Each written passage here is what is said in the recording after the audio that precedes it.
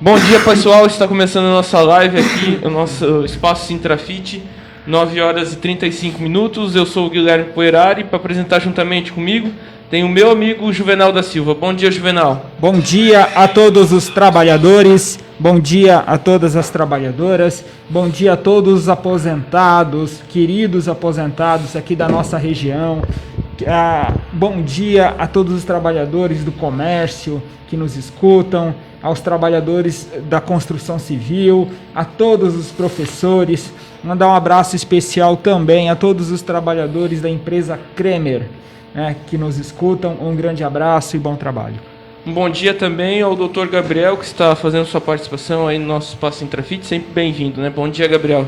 Bom dia, Guilherme, nosso jornalista do sindicato. Bom dia, Juvenal, diretor do sindicato aqui. Joyce, né, que é a nossa colega por trás das câmeras aqui, também por trás do microfone, né? E também o companheiro Carlos Alexandre Masco, diretor do sindicato. E também todos que nos assistem, né, e nos ouvem aqui pela Rádio Comunitária Fortaleza Adenilson Teles. Bom dia, Carlos. Bom dia, Guilherme. Bom dia, Juvenal. Bom dia, Gabriel, Joyce também que está aqui conosco. Bom dia a todos os trabalhadores, trabalhadoras que estarão nos acompanhando aqui no programa e também as pessoas que estão nos escutando pela Rádio Comunitária Fortaleza, né? Um bom dia a todos. Exatamente. Um bom dia especial para a Joyce. Já perguntando, né, para o pessoal como é que está a qualidade de vídeo, como é que está a qualidade de som, porque a Joyce que é a nossa menina que fica ali sempre operando essa parte aí. Então, se ficar bom, parabéns para a Joyce. Se ficar ruim, nós vamos melhorar, né? Ô, Gabriel, mas eu sei que o senhor é um advogado muito articulado, muito bom, e eu tenho certeza que tu sabes ali como é que foi a construção das rádios comunitárias, né? Teve alguma lei para tornar as rádios comunitárias? O que está acontecendo hoje no mundo dessas rádios comunitárias?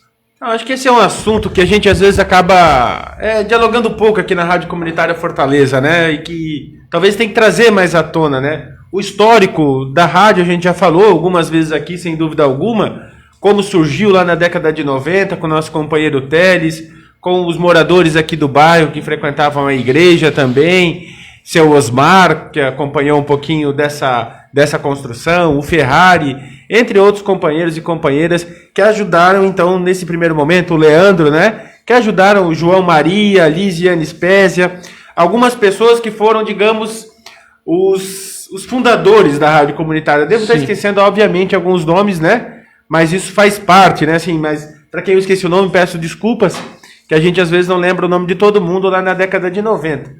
Mas o que é importante é lembrar um ponto que eu acho que é um grande desafio das rádios comunitárias ainda no Brasil, né? Qual que é o papel de uma rádio comunitária, né? E isso o papel é desafiador. O papel é que a rádio comunitária, ela tem um encontro com o seu bairro. Ela tem um encontro com o seu bairro.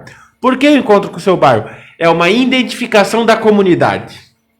Isso é o primeiro papel de uma rádio comunitária, a identificação. Vamos dar o exemplo aqui do nosso programa. A Fortaleza está cheio de trabalhador têxtil. E a gente não fala só de questões têxteis. Falamos de questões gerais, por exemplo, falamos da vacina, falamos de outros assuntos pertinentes à nossa comunidade.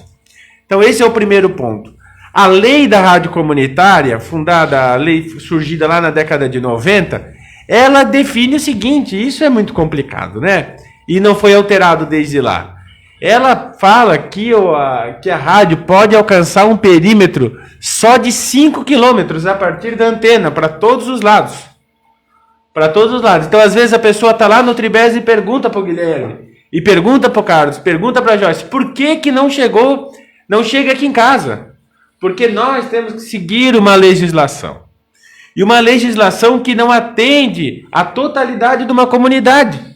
Por que não atende a totalidade de uma comunidade? Porque o bairro é maior, é isso? Porque o bairro é maior. Vamos lá. Vou dar um exemplo. Zona Leste de São Paulo, Capão Redondo, um bairro grandíssimo. Uma comunidade trabalhadora, operária grandíssima. Que não vai chegar a todo mundo com 5 quilômetros. Então é uma legislação que daí, na minha opinião, obviamente, né, pode ser da opinião dos colegas, aqui eu estou falando em meu nome, né? Ela deveria ser muito mais abrangente. Ou pelo menos que fosse assim. Estou dando um exemplo. Que cada rádio pudesse chegar à sua totalidade daquele bairro. Então tivesse um perímetro onde se analisasse o tamanho daquele bairro e chegasse. Para ela cumprir o seu objetivo. E cumprir o objetivo é o seguinte. Muita gente às vezes pensa, né? Ah, mas Gabriel, hoje em dia tem Facebook. Hoje em dia tem Instagram. Senhores e senhoras de casa, amigos, aposentados, trabalhadores, muita gente não tem acesso à internet nesse país. Internet de banda larga. Não, menos de 50% da população tem acesso. Tem um programa aqui, às vezes, de dados pré-pago, que não dá para escutar o programa nosso inteiro. Então a rádio é sim um instrumento altamente democrático na nossa sociedade. Tu consegue ir lá no camelô comprar um rádio por 15, 20 reais. 30 reais tu consegue um rádio. Sem dúvida nenhuma, a rádio, que é uma forma de comunicação no nosso país, ainda continua sendo uma das mais democráticas, que eu quero dizer, no acesso. Que ainda as pessoas têm acesso. Ô Gabriel, me diz uma coisa. Eu sei que o povão vai perguntar aqui, né, aos nossos queridos trabalhadores, o que é alegado que não pode ter uma antena que abrange mais pessoas? Por quê? A gente ouve no senso comum uma coisa que o pessoal fala muito, porque essas antenas acabam atrapalhando o tráfego aéreo. Tem alguma coisa de verdade nisso? O tráfego aéreo não tem nada a ver, né, Juvenal? Por que não tem nada a ver? Porque ela é uma FM, no nosso caso aqui, na 98.3, como outras rádios comerciais que também estão na estação do FM. Eu não vou citar o nome das rádios, mas tem várias rádios FMs que estão no mesmo canal, digamos assim. A Joyce aqui o Guilherme pode dizer melhor... Na mesma frequência, né? Frequência, essa é a palavra. Estão na mesma frequência. Então, essa é uma frequência que não é uma frequência de avião, que não é uma frequência... É uma frequência de rádio FM. É uma frequência só. Certo, Gui? Certo, mas tem uma coisa mais importante, Juvenal. Como a nossa rádio tem a outorga para funcionamento, ela não se caracteriza uma rádio pirata, entendeu? Aí se ela fosse uma rádio pirata, aí era essa questão de atrapalhar o tráfego aéreo, entrar nas linhas da polícia, mas isso não vem ao caso. Nossa rádio é outorgada, então tá tudo certinho. Ela é altamente legalizada, eu vou terminar minha parte aqui sobre isso, mas o que eu queria dizer, nós aqui da Rádio Comunitária, não sou diretor, mas sou apoiador desde que ela, no dia que abriu a outorga, a gente fez uma... 1997. Não, a outorga é de 2008. 10 anos depois, A outorga é de 2008, se eu não me engano, nosso companheiro Teles morreu um mês antes, daí a gente conseguiu a outorga e abriu a rádio. Era aqui atrás ainda... Aqui era o estúdio. O que eu queria dizer com isso? A luta desde lá, ou desde quando foi fundada, é que a rádio, a gente vai continuar fazendo pela internet, a gente vai continuar fazendo dessa forma digital, digamos assim, mas, sem dúvida nenhuma, o principal e o fundamental da rádio é a programação por FM. Então, a luta da rádio continua sendo aumentar a possibilidade de um acesso maior para as pessoas escutarem de casa, para as pessoas mais humildes terem acesso, sem dúvida nenhuma, porque o nosso programa aqui, nossa rádio, tem música boa, tem programa legal, tem questão cultural, tem questão formação social, uma série de coisas. E por último, terminando, que eu acho que contribui com a resposta do Juvenal, a lei foi criada no governo Fernando Henrique Cardoso. Passou Fernando Henrique Cardoso, passou Luiz Inácio Lula da Silva, passou Dilma Rousseff, passou Michel Temer, agora está o Capitão Corona. Todo esse período colocado, não foi alterada a legislação por todos esses governos. Era isso que eu queria dizer. Certo? Não foi alterada. Então, diante disso, nós continuamos, sem dúvida nenhuma, na luta para que as pessoas tenham acesso a poder escutar um programa de rádio comunitário. Era isso. Isso passa também por aumentar a possibilidade de um espaço maior do que 5 quilômetros, né? Era um pouquinho isso. Não sei se alguém tem alguma coisa, mas queria comentar um pouquinho sobre isso, que essa legislação não muda desde lá, né? Não, mas aí eu vou ter que perguntar. Pergunta. Gabriel, se então essas rádios comunitárias não interferem na questão da aviação, o que tem por trás dessa coisa de restringir esse trabalho de comunidade? Por que essa implicância com essas rádios comunitárias?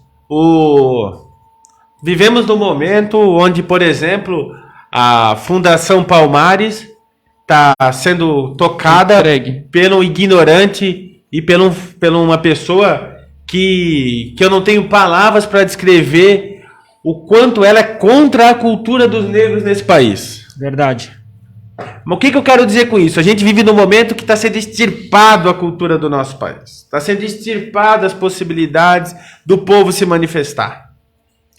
Por exemplo, várias pessoas que se manifestaram nesse último período, teve professor baleado no Centro-Oeste que a gente viu, teve, acho que foi Pernambuco, tiro em cima das pessoas na manifestação do dia 29, né? 29 de maio. Teve tiro, acho que foi Pernambuco, se eu não me engano. Foi que dois perderam a visão, né? Dois rapazes perderam a visão. Então, o que eu quero dizer com isso, Juvenal? Então, vários autores que eles estão falando que não tem nada a ver, mas a gente tem que voltar para um ponto, e esse ponto é o mais importante para quem nos escuta e nos ouve. A sociedade, isso ninguém conseguiu desmistificar. Nenhum dono de banco, nenhum dono de empresa, nenhum dono de grandes corporações conseguiu tirar uma coisa chamada classe social. O que eu quero dizer com isso? Continuamos, Juvenal, divididos em classes sociais. A classe dos trabalhadores que vende a sua força de trabalho, um setor da classe vende sua força de trabalho, e um setor da classe vive à margem disso até. Veja, andando na rua, quantas pessoas estão morando na rua em Blumenau, catando lixo. Lixo quer dizer catando reciclado, né? Mas mexendo no lixo, comendo do lixo. Se tu for para cidades do litoral de Santa Catarina aqui, que não é muito longe, onde não tem indústria, Itapema, Itajaí menos, mas tem também Itapema, Balneário Camboriú. Pega essa região. Quem tiver oportunidade, vai para lá onde tem menos possibilidades de emprego. O número de catadores, porque tem um número também de pessoas que utilizam de grandes prédios, enfim, de pessoas que estão à margem do sistema, é muito grande. Então, não se quer, por mais que se tenha uma crítica hoje ao governo que está colocado, mas não se quer fazer uma coisa, discutir esse modelo econômico que é nefasto, que exclui as pessoas, que faz as pessoas morrerem. Todo dia pessoas morrem de fome no nosso país. Todo dia pessoas morrem de fome no mundo. Está morrendo mais de 3 mil pessoas por dia na Índia, sem um controle, um pensamento humanitário sobre isso. No Brasil são 2 mil pessoas só de coronavírus. Nos últimos 7 dias de ontem foi 1.900. Fora o que morre de fome. Existe um percentual de pessoas no nosso país, um percentual que não é dito, que não é falado, que se tomou o café da manhã não sabe se vai almoçar e não sabe se vai jantar. Então a rádio comunitária, o espaço popular da sociedade, os meios de comunicação populares que não são bancados por grandes corporações, eles também têm o papel de denunciar e de reivindicar contra isso.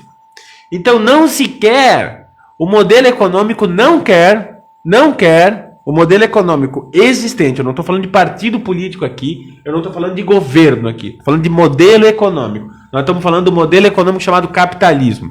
O capitalismo não quer que exista rádio comunitária e que tenha espaços de comunicação populares. E o que nós queremos, Juvenal? O que nós queremos, Carlos? O que nós queremos, Guilherme, Joyce, pessoas ouvintes de casa? Nós queremos que a comunidade cada vez possa mais se manifestar, que diga seus problemas, suas reivindicações, que fale sobre a ponte que quebrou, que fale sobre a rua, que fale sobre pessoas que estão passando necessidades. E esse, sem dúvida nenhuma, é o papel de uma rádio comunitária, e por isso que seria muito mais importante ela ter ainda mais abrangência. Falei um pouquinho demais aqui, né? Peço desculpa para os nossos ouvintes do programa do Espaço Sintrafit, mas acho que é importante fazer esse contexto um pouco, às vezes, aqui no nosso programa da rádio comunitária, né? Exatamente. Hoje a gente tem bastante pauta, né, Gabriel? E eu já ia pedir para tu, Carlos e o Juvenal falar sobre doença de trabalho, né? Em especial sobre a Covid-19. É uma doença do trabalho, sim ou não, Gabriel? E o que a pessoa tem que fazer, o trabalhador tem que fazer? Então, existem várias pesquisas hoje. Estamos falando de um vírus né, do coronavírus.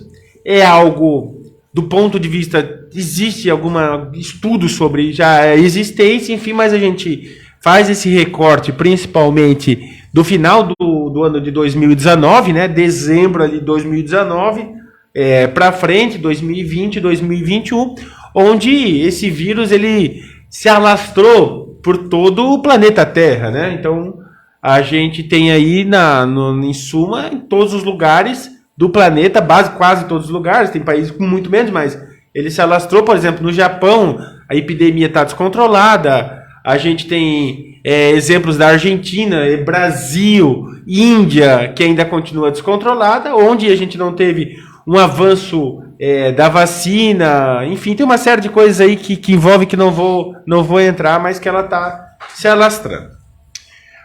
O sindicato dos trabalhadores têxteis, desde o início, ele vem no seguinte sentido trabalhando, que a gente precisava encontrar meios para que as pessoas conseguissem manter seu orçamento, ou seja, seu poder de consumo, e que elas não morressem. Ah, mas Gabriel, então o sindicato... Não, o sindicato nunca foi a favor de fechar a empresa, nunca foi a favor disso. Nós queríamos encontrar um caminho onde mantivesse os empregos, se mantivesse as indústrias, mas que as pessoas não morressem. As pessoas estão morrendo. Eu tive contato até hoje, ontem à noite, de 3 pessoas próximas, de alguma forma, próximas de amigo, próximas de sindicato, próximas do nosso sindicato, de outro sindicato, que faleceram. Os 3 que a gente citou aqui, né, Carlos? Um colega nosso mandou 3 casos. Ou seja, nós gostaríamos de encontrar um caminho que isso não acontecesse. E eu queria só fazer um exemplo. Em regiões da China, isso são dados oficiais, do próprio The Guardian, né, que é um jornal conhecidíssimo mundialmente, citou isso, referência sobre a China. Um lugar na semana passada na China, onde tem 7 milhões de pessoas, 7 milhões de pessoas, surgiu 12 casos. Sabe o que fizeram Guilherme, Joyce, Juvenal e Carlos e nossos ouvintes da Rádio Comunitária Fortaleza Adenilson Teles? Fechou, isolou aquela região, tinha um plano de fechamento, fez exame em massa e vacinação em massa. Pequim tem 80% de gente vacinada. Ah, mas os dados de Pequim, Estados Unidos está tendo esporte com público. Nas finais, agora falo da NBA, só para dar um exemplo. No Brasil, o que aconteceu? No Brasil é um descontrole total. Nós vivemos, quem for agora está tendo, nesse exato momento, semana passada, semana se não me engano, um evento da OMS discutindo essas questões. O Brasil é um país que descontrolou. Tem lugares onde tem crises generalizadas, tipo Manaus, e o governo conseguiu, não estou falando só do governo federal, estadual, municipal, estou falando da estrutura do Estado brasileiro, conseguiu fazer com que as pessoas morressem porque não tinham oxigênio. Estamos falando de um país que foi já a 5ª economia mundial, e dado o momento não tem oxigênio para as pessoas. Vamos lá. O Brasil não tem um plano para isolar espaços. E não tem problema nenhum. Não tem controle tu vê, não, a gente vai nos lugares, né? Passe nas ruas. Para não conhecer dentro das... porque a indústria... Não, as pessoas às vezes não conhecem, eu vou voltar para essa indústria. Passei na Antônio da Veiga, aqui do lado, na sexta-feira, que eu fui buscar um pastel que eles não estavam mais entregando. Comi um pastelzinho com a minha mãe e com meu pai. Minha máscara, botei, peguei o pastelzinho, pastelaria famosinha ali, não vou ficar também fazendo propaganda na pastelaria, mas peguei meu pastelzinho e passei pela Antônio da Veiga. Tava tudo lotado, não tem limite de pessoas nos locais, não tem nada. Então isso é dentro do comércio, não tem e a fiscalização é muito, digamos, daí é minha opinião, não estou falando em nome do Sintrafit, eu não vejo uma fiscalização contundente sobre isso. E nas fábricas não é diferente. E quem conhece o setor têxtil, nós estamos falando de pessoas que ficam 8 horas, tem fábricas que ficam 8 horas e meia porque não trabalham aos sábados, que ficam 30 ou 1 hora de almoço, normalmente. Então eu estou falando aí, vamos lá, o maior, 8 horas e meia, mais uma hora, dá 9h30 dentro da fábrica de almoço, mais meia hora de ida e vinda para trabalhar, 10h30. Então, se a pessoa dorme 8 horas por noite, 10h30 ela fica só na fábrica. Mais 8 horas já dá 20 horas, quase 20 horas, dá 9 horas e pouquinho. Então, o maior tempo daquela pessoa, daquele trabalhador, é dentro de uma fábrica.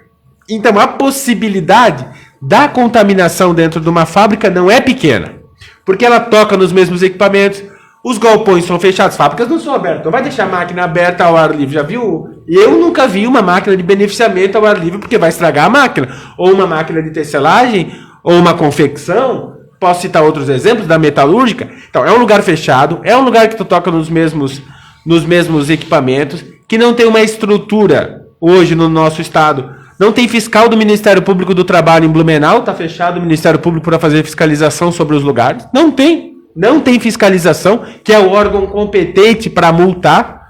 Esse é o órgão. Tinha que ter no mínimo 20 fiscais no tempo de coronavírus, abrir concurso público para ter fiscal do Ministério do Trabalho, que é auditor fiscal. Não tem, Juvenal.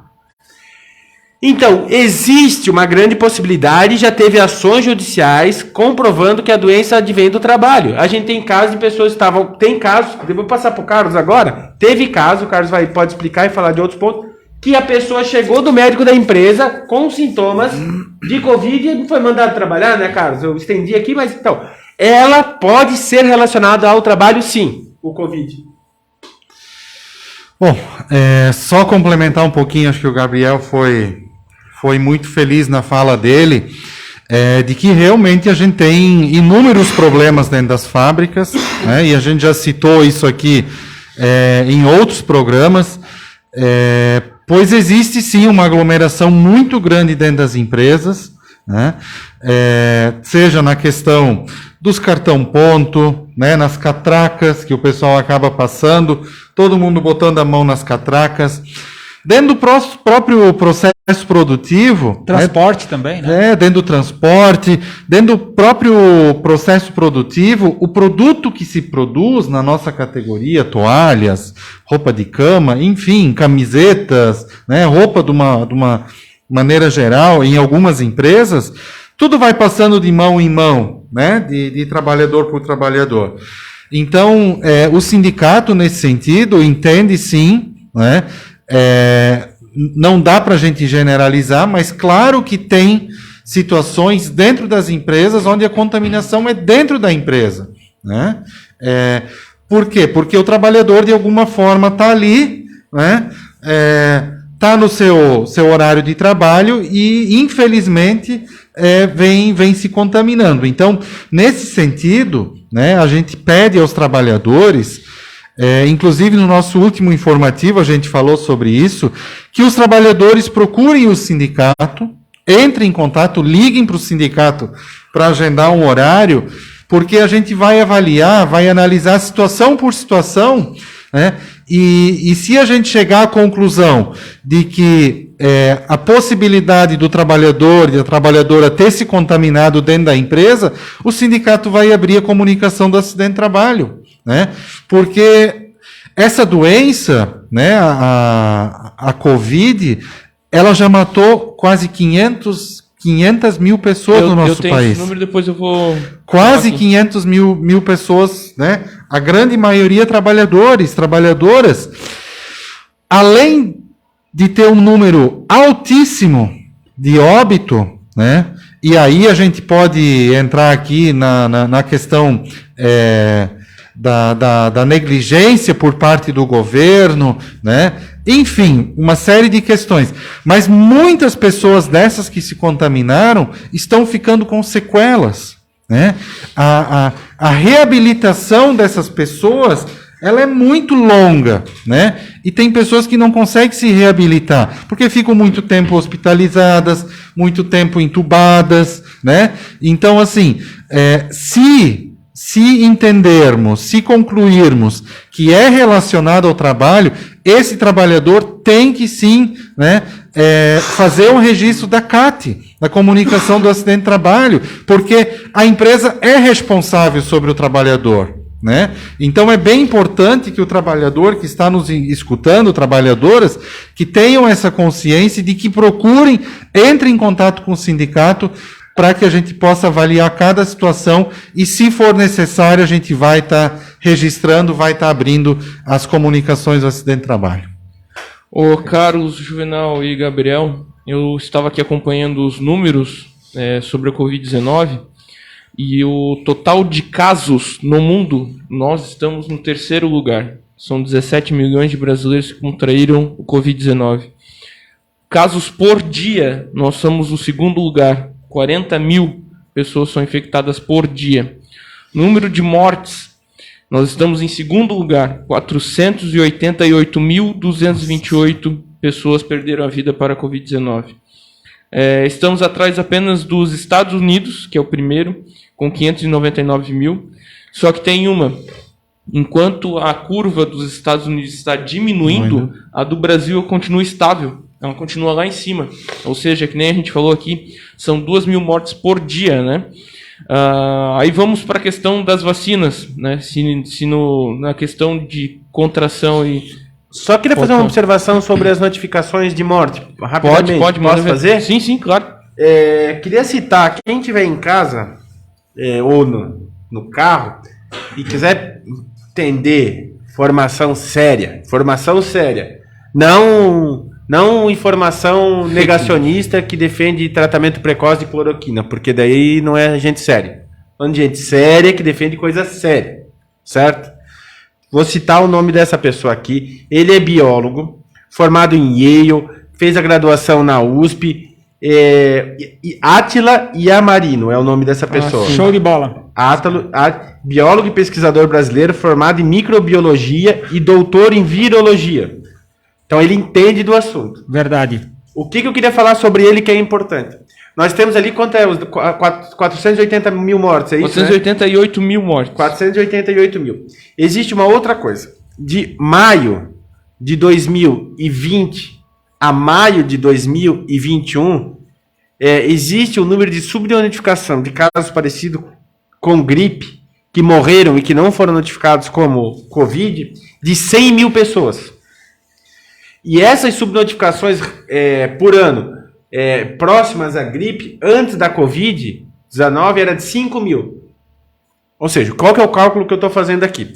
Se antes as subnotificações chegavam apenas a 5 mil, e agora com a Covid chegam a 100 mil, esse número é muito maior, tá? O número, não vou dizer que são esses 95 mil pessoas, não estou dizendo que são 95 mil, mas pelo menos 50% tem uma grande possibilidade, não dá para mim afirmar isso, e não estou afirmando isso, mas nós podemos falar aí de quase ou até 550 mil mortes. Né? Então, só para falar que esses números são os números oficiais, eu não estou trazendo números aqui que não são oficiais.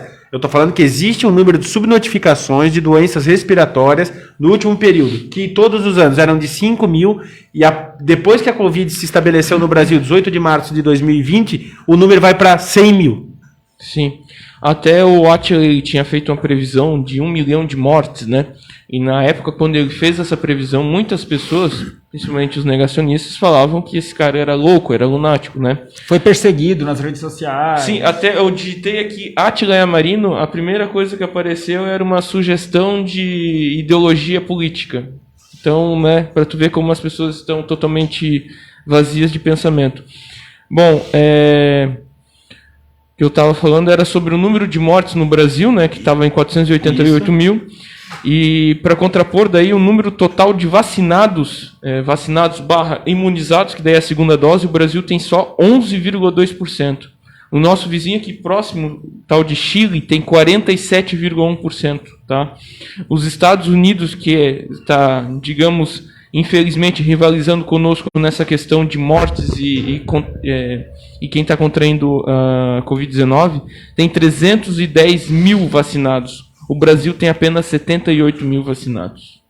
É isso. Juvenal, quer falar alguma coisa? Gabriel, Carlos, vamos pro próximo? É deplorável, né? É deplorável. Não tem o que falar, né? E aquilo que eu falei, Guilherme, para voltar um pouquinho nesse assunto, é bem rápido.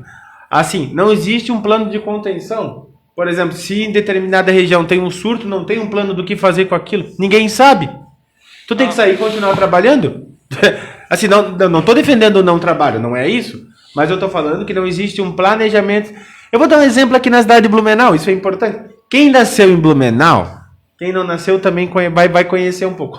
Mas quem aqui de Blumenau, da região, sabe que quando chega enchente, todo mundo já sabe de alguma coisa. O rio está em 7,63, 8. Opa, 1º de janeiro, temos que começar a tomar cuidado. Sim. Já tem o estado de alerta. Abril, tá vindo mais água lá do Alto Vale do Itajaí. Opa, pode subir para 11. 11 pega a minha rua. Então eu preciso tirar. Vem a Defesa Civil, te ajuda a tirar as coisas. Belo trabalho da Defesa Civil. Os moradores já se organizam. O que vai acontecer? Onde chegar a água que sobe, falta água. Então as pessoas já têm que guardar água porque não vai ter água. Não, eu nem falo para tomar banho, porque daí, às vezes as pessoas não vão tomar banho, mas para tomar água que é fundamental, né, para fazer comida.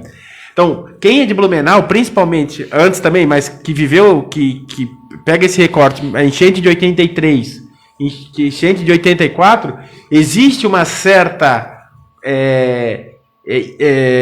planejamento para isso. Por quê? Precisa? Porque senão a gente vai para catástrofe, né? E com a Covid é o seguinte, é algo novo? Mas existem países do mundo, porque chegou antes a Covid do que no Brasil, Europa, a parte oriental do planeta Terra, China, enfim, outros países orientais, que conseguiram, de alguma forma, encontrar planejamentos para a Covid. O Brasil é o Deus dará. Sim. Né? Nós vivemos, o Deus dará, eu quero dizer... Jogando pela própria sorte. Jogando pela própria sorte, é isso que eu quis dizer. Não tem um planejamento. Eu nunca vi pelo menos teve lá no início, que foi fechado, uma semana. Eu tô falando um plano de contenção, saber o que tem que fazer se tem um surto, não existe nada. Se tiver um surto no bairro da Fortaleza, qual que é o plano de contenção do governo municipal, estadual e federal? Qual que é? Alguém aqui sabe? Se alguém souber aqui... Não tem. Não tem? Existe vida sem planejamento? Terminando esse assunto, porque hoje eu tô querendo falar um pouquinho sobre isso. Olha só. O Guilherme ganha... Vamos lá, não vou falar do Guilherme, vou falar de mim. Digamos que eu ganho R$2.000 por mês, certo? Ganho 2 mil. A Joyce ganha um pouquinho mais, que ganha 15 mil. A Joyce ganha 15 mil. Ela sabe que com 15 mil, ela vai poder... Tô brincando, né, Joyce? Mas assim, ela vai poder gastar tanto aqui. Mas se a Joyce ganhar 15 mil e quer viajar 3 vezes por mês, uma vez para Nova York e uma vez para o Havaí, mesmo ela tendo um salário maior do que a população, ela não vai conseguir. Por quê? Porque independente do quanto ganha, tu precisa ter um planejamento mínimo da tua vida, né? Tu constrói uma casa, tu sabe que, opa, e agora eu vou ter que segurar. Nós estamos falando de um governo sem planejamento por uma doença que está matando muita gente. Isso é muito grave, né? Ou seja, a parede está torta e ele está continuando a construir, né? É isso aí. Mas é só a gente analisar ali a questão da CPI. Eu gosto de ver. A gente vê a bagunça que foi essa não organização, né? Bom, Gabriel, Carlos e Juvenal, nós temos que falar agora um pouquinho sobre a luta dos trabalhadores lá da Malha Soft, né? O que está acontecendo lá e já deixar o alerta para todos os trabalhadores da indústria têxtil, né? Gabriel. Vocês, Juvenal, Gabriel, que participaram lá das atividades. Nessa atividade, é bom a gente voltar um pouquinho no tempo, né? E trocar figurinha aqui, porque o Gabriel ajudou muito os trabalhadores da Malha Soft em várias mobilizações que aconteciam ali dentro. O problema já é bem antigo que eu digo, faz alguns anos, Gabriel, que a empresa vem desrespeitando o direito dos trabalhadores ali na Malha Soft, né? Isso sem contar, né, Gabriel, que a empresa vem com esses problemas, que hoje ela está em recuperação judicial. Mas bem antes disso, já há inúmeros problemas ali que tem com atrasos de salários, atrasos de FGTS, enfim, uma série de problemas que vem acontecendo ali na frente da empresa, né? Bora lá? Bora lá. Olha só. Além das pessoas, nesse momento, pensar que a Terra é plana, um setor da população, né? As pessoas não respeitam a nossa Constituição, né? Agora, falando um pouquinho na área jurídica. Existem direito Juvenal, direitos Guilherme, direito a quem está em casa, nos vendo. É importante, nos assistindo, nos ouvindo.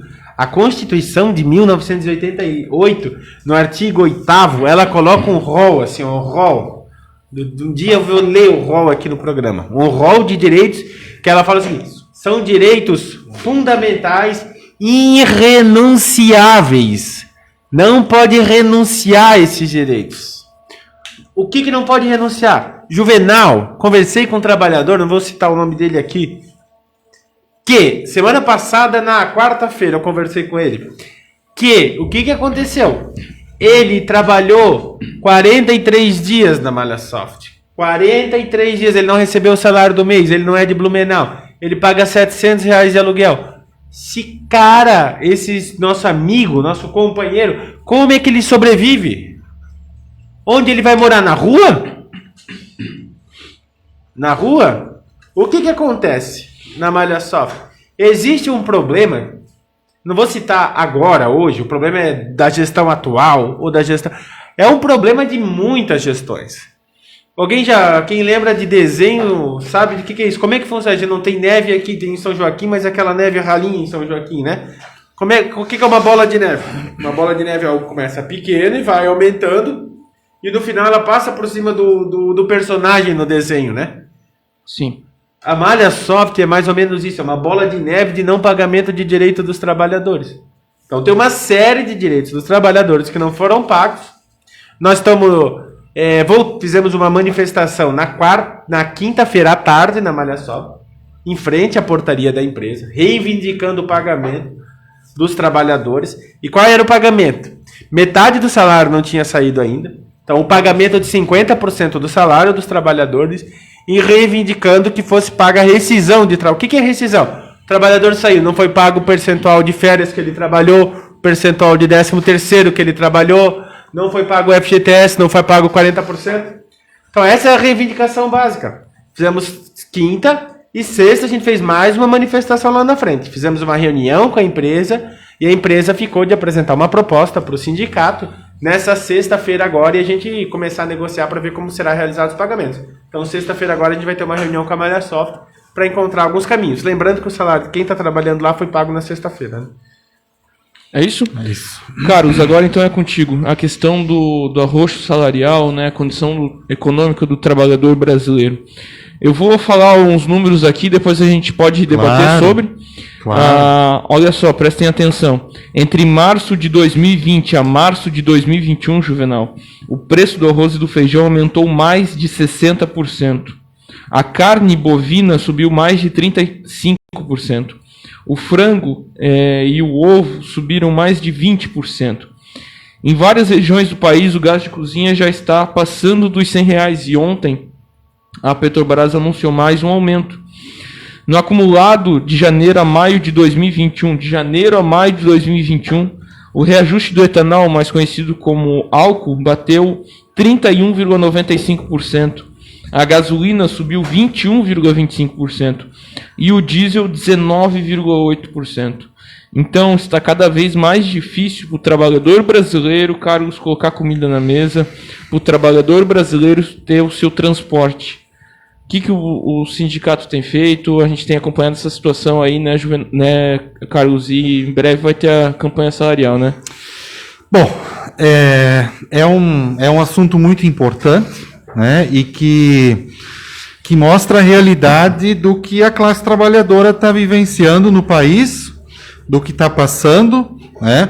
É bem importante falar.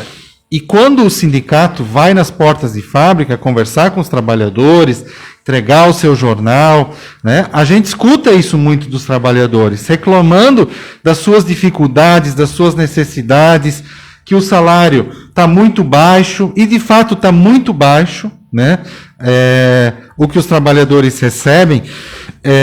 Esse problema, ele não é um problema só local aqui de Blumenau, ou seja, de Gaspar ou de Indaial, que é a região que o sindicato atua, né, que representa os trabalhadores. Isso é uma realidade de toda a classe trabalhadora do nosso país, né? Está todo mundo sofrendo com arroxo salarial, né? Cada vez mais o trabalhador recebendo menos.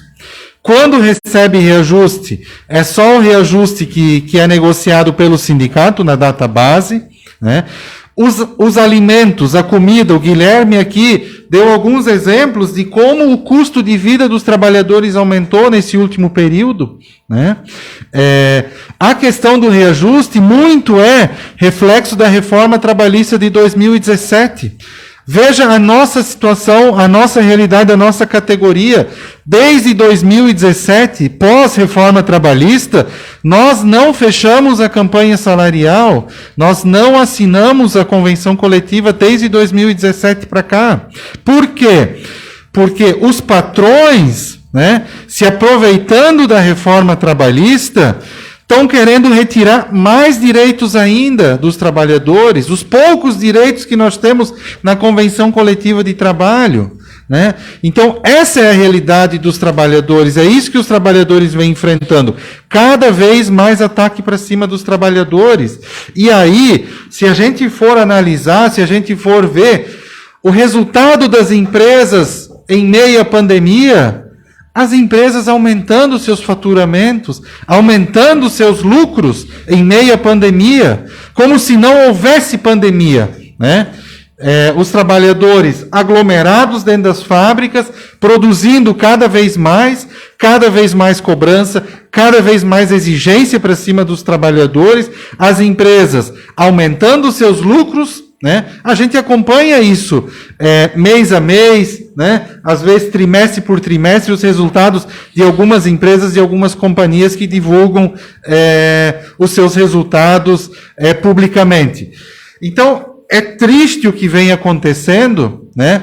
Nesse último período, que é um período onde a gente está sofrendo intensos ataques por parte das empresas, por parte dos patrões, né?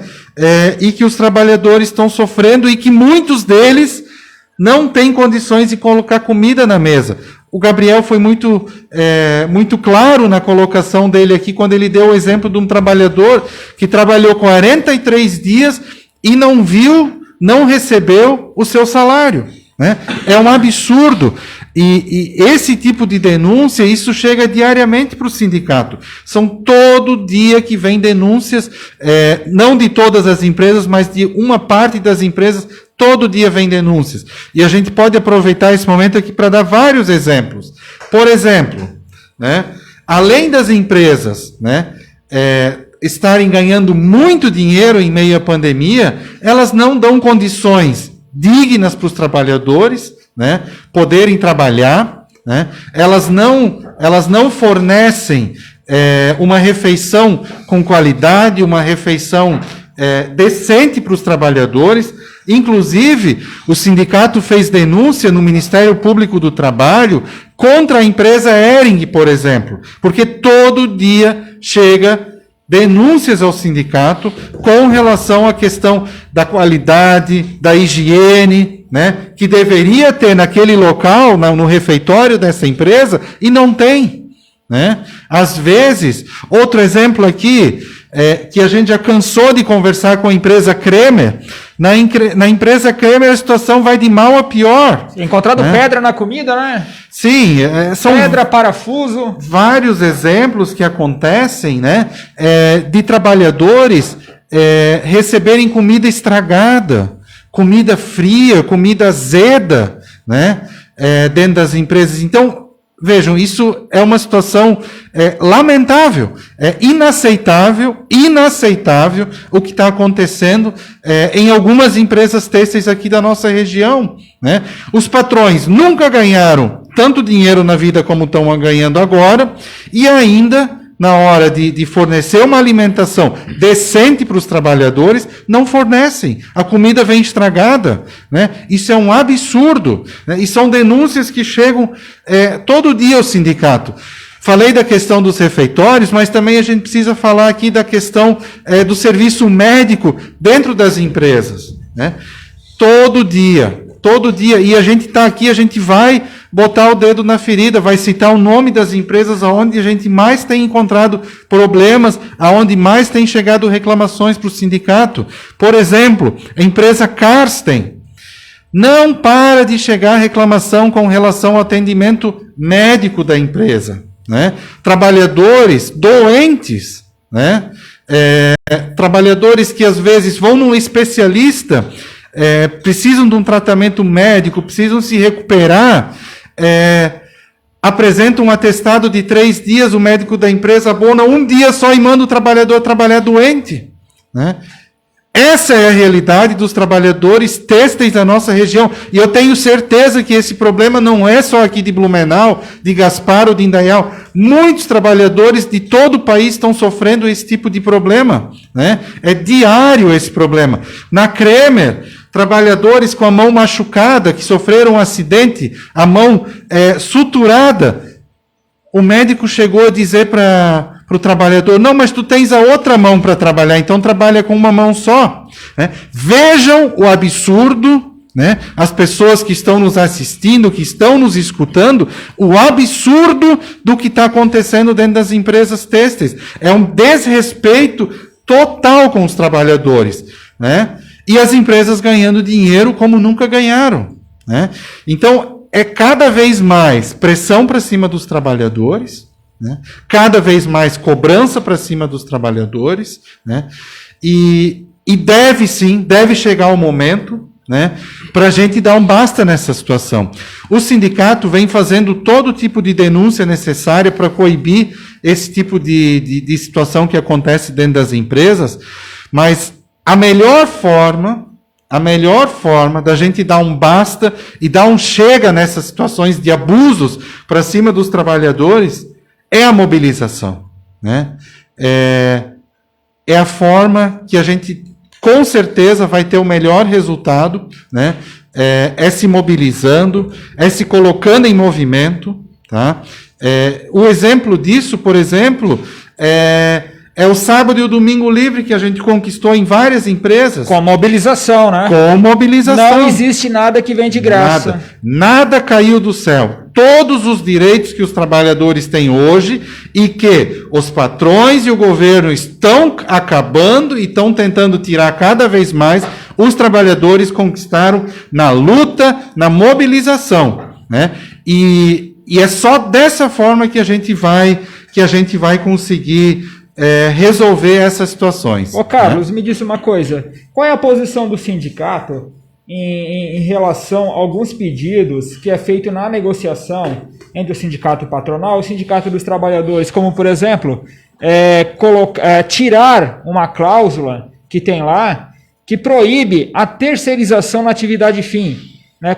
Qual é a posição? Eu sei que às vezes a gente fica se repetindo, também não precisa se estender muito, Carlos, de uma forma bem sucinta. Né? Eu acho que é importante, já que você falou que problemas na alimentação, problemas com salário, problemas de pressão para cima dos trabalhadores, mas não tem como não falar também que eles estão querendo tirar coisas da nossa convenção, entre elas, né, uma cláusula que proíbe a terceirização na atividade fim. Mas o que é isso, afinal? Essa terceirização na atividade fim, o que é essa cláusula que eles querem tirar? Resumindo em poucas palavras, Juvenal, é piorar ainda mais a relação de trabalho, né? Se hoje já não está bom, se hoje a gente já enfrenta problemas na questão do atendimento médico dentro das empresas, do problema no refeitório nas empresas, significa piorar ainda mais, né, as condições de trabalho dentro da empresa, né, que já não são boas, tá? Então, a terceirização, né, Juvenal, pode até significar, em alguns casos, né, o fim do sábado livre, o fim do domingo livre em algumas empresas que a gente tem, tá? Então, a terceirização, que tantos patrões querem terceirizar dentro das empresas têxteis, o sindicato tem uma posição muito clara, já deixou claro isso na mesa de negociação. Por quê? Porque dentro da nossa convenção coletiva a gente tem uma cláusula que proíbe essa terceirização. E hoje a gente vê o que significa terceirização em outras categorias, né? De como que piorou a situação dos trabalhadores. E a gente não pode, de forma nenhuma, aceitar retirar alguma coisa que é bom para os trabalhadores, que beneficia os trabalhadores, que no mínimo tenta dar uma melhor condição de trabalho, porque a terceirização, ela é clara. A gente já tem estudos que falam sobre isso, né, de que o trabalhador recebe menos, né? A cada 5 acidentes de trabalho com morte no país, 4 são de trabalhadores terceirizados. Então, por que o sindicato vai aceitar retirar uma cláusula, né, que de alguma forma protege os trabalhadores, né?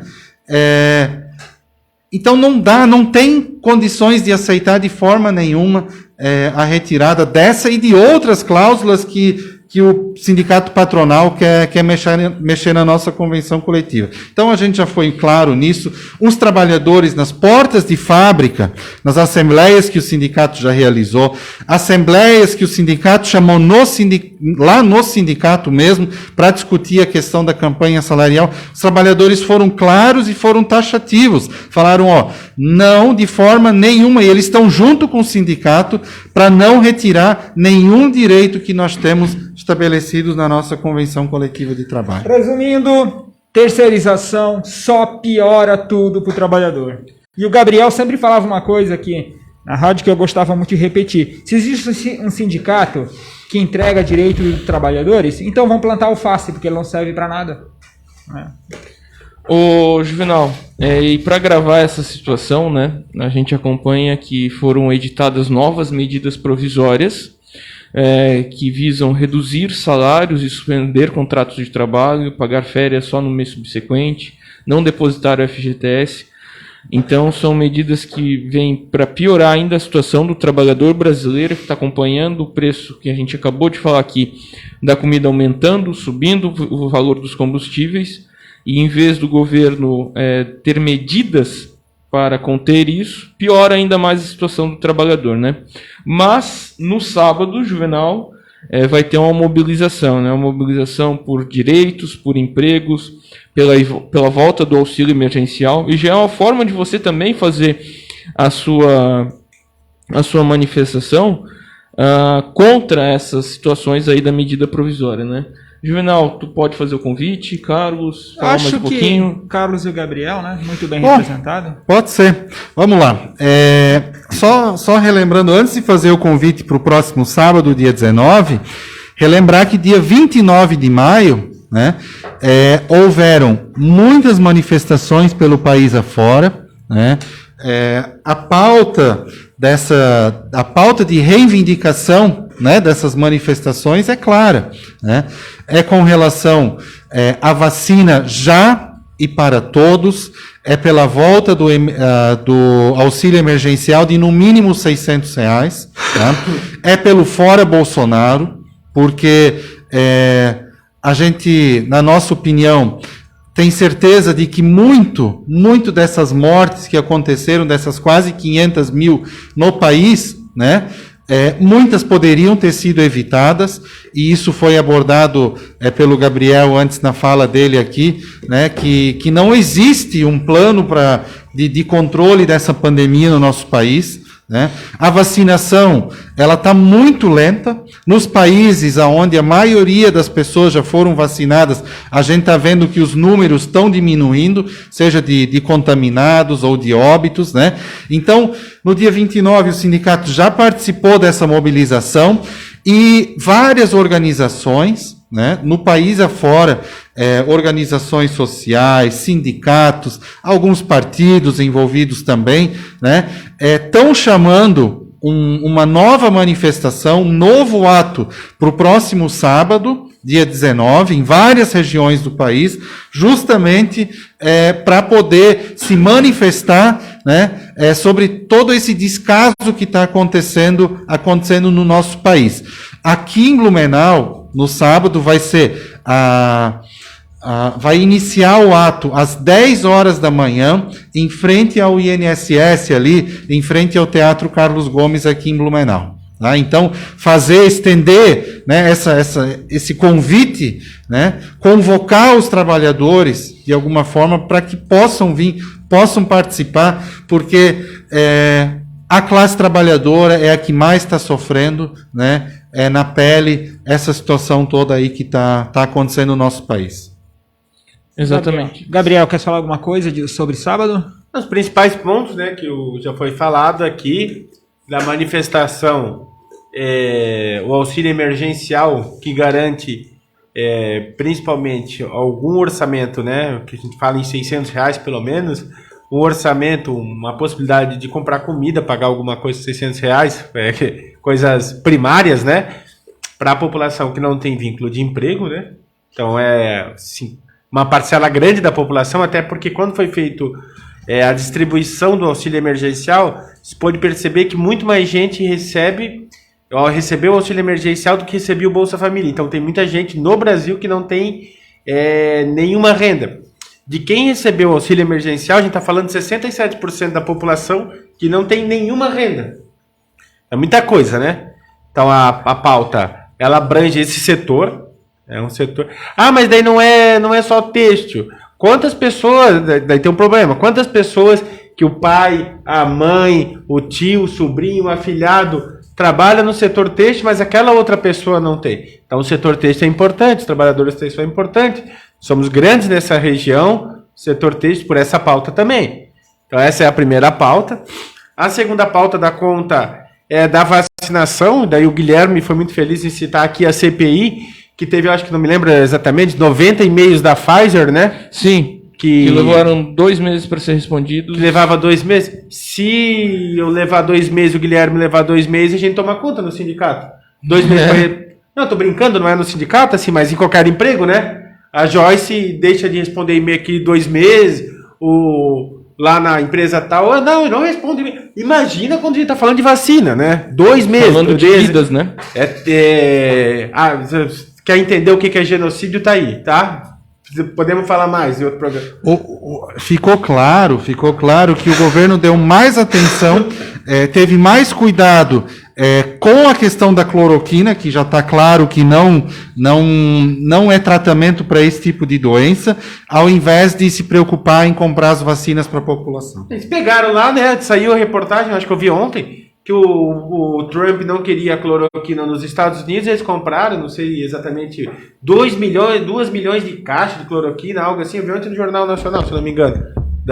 2 milhões de caixas de cloroquina, não sabe onde enfiar essa cloroquina, onde o Bolsonaro vai enfiar essa cloroquina, ninguém sabe exatamente, de tanta cloroquina que tem no país, e não serve para nada. Ela tem um tratamento específico, eu não estou negando a possibilidade de tratamento. Malária, né? Para malária, né? Tem um monte de casos de malária no Brasil, tá todo mundo morrendo de malária pelo jeito, né? Pela forma como foi comprada. Então tem problema ali, do ponto de vista da compra da cloroquina e não ter respondido os e-mails da Pfizer, que é uma vacina como as outras, que tem um percentual altíssimo, né, de eficácia, né? Isso está comprovado cientificamente nos estudos. Esse é o segundo ponto, que daria até para avançar mais em alguns, mas já estouramos o horário. E o terceiro ponto, que para mim é o ponto fundamental, que na realidade abrange os outros 2 pontos, né? Que é fora o Bolsonaro, né? Daí só mas fora o Bolsonaro. Não, fora um governo que proporcionou a morte de tantas pessoas, que de alguma forma tá tentando, de todas as formas, acabar com a democracia no nosso país, acabar com o pensamento contrário ao dele, que ataca os movimentos sociais, que fez a reforma da Previdência no nosso país, que propõe medidas de privatização do Estado brasileiro contra os trabalhadores, e, enfim, uma série de coisas que daí dá para discutir num programa só. O que representa vamos propor um programa talvez em algum dia, o que representa o governo Bolsonaro para a classe trabalhadora, né? Que daí eu não estou aqui entrando se ele é bom, se ele é ruim, se ele é bonito, se ele é não, discutindo o que foi feito. O que foi feito nesses 3 anos que vai completar agora, final desse ano, né? 2 anos e meio, a gente está falando agora, 2 anos e meio de ataque à nossa classe. E não é pouca coisa, né? Então, o ato abrange principalmente esses 3 pontos. Existem outras questões envolvidas, a reforma administrativa, etc. e tal. Agora, esse é o eixo, digamos, principal da atividade de sábado, onde nós estaremos lá reivindicando esses 3 pontos para construir talvez um futuro melhor para nós, mas para os nossos filhos e para os nossos netos. Carlos, Gabriel e Juvenal, só para nós encerrarmos, isso daqui é muito importante, que o STF ontem interrompeu o julgamento da revisão da vida toda, tá? Que é aquela situação da aposentadoria para os cálculos que incluam contribuições previdenciárias realizadas antes de julho de 1994. O placar está em 5-5, 5 votos a favor e 5 contra. E quem pediu vistas do processo foi o ministro Alexandre de Moraes. Falta somente ele para votar.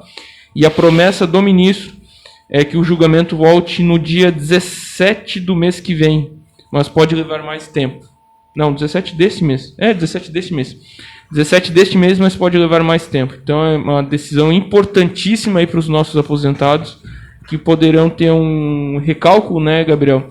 E a aposentadoria ficar com um valor acima.